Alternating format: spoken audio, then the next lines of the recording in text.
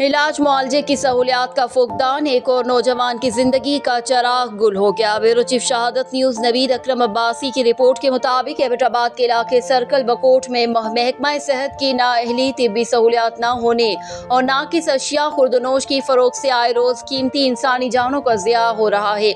नौजवान साबिका उम्मीदवार किसान कौंसलर तारिक आवान मरहूम आर्ज़ाए कल्ब में मुब्तला होकर बड़े शहरों में जाकर इलाज करवाने के बावजूद जान की बाजी हार गए। मौलिया बकोट, बेरोट, नंबल समेत सर्कल बकोट भर में किसी बुनियादी मरकज़ सेहत में दिल के मरीजों को बचाने वाले इंजेक्शन, अद्वियात और स्टाफ मौजूद नहीं। सर्कल बकोट के मारूफ समाजी कारकुन रफ़ीक अब्बासी ने यूनियन काउंसिल बकोट के विलेज काउंसिल सिंगल गाँव दक्कन के साबिक उम्मीदवार किसान कौंसलर तारिक आवान की वफात पर इजहार अफसोस और ताज़ियत करते हुए कहा कि अगर इस तरह के आर्ज़ाए कल्ब में मुब्तला मरीजों को घर के नज़दीक सहूलियात मिल जाएँ तो उनकी ज़िंदगी बचाने में मदद मिल सकती है। तारिक आवान तकलीफ बर्दाश्त करके बड़े शहर तक इलाज के लिए गया मगर ज़िंदगी की बाजी हार गया। इस तरह बेशुमार गरीब आवाम सर्कल बकोट में बर वक्त इलाज न होने और डिस्ट्रिक्ट हेल्थ ऑफिसर एबटाबाद की नाअहली और गफलत बरतने के बाइस अस्पतालों में अद्वियात और स्टाफ न देने पर साथ इलाके में नाकिस मयार के घी और तेल और दीगर सस्ते मुजरे सेहत खाने पीने की अशिया पर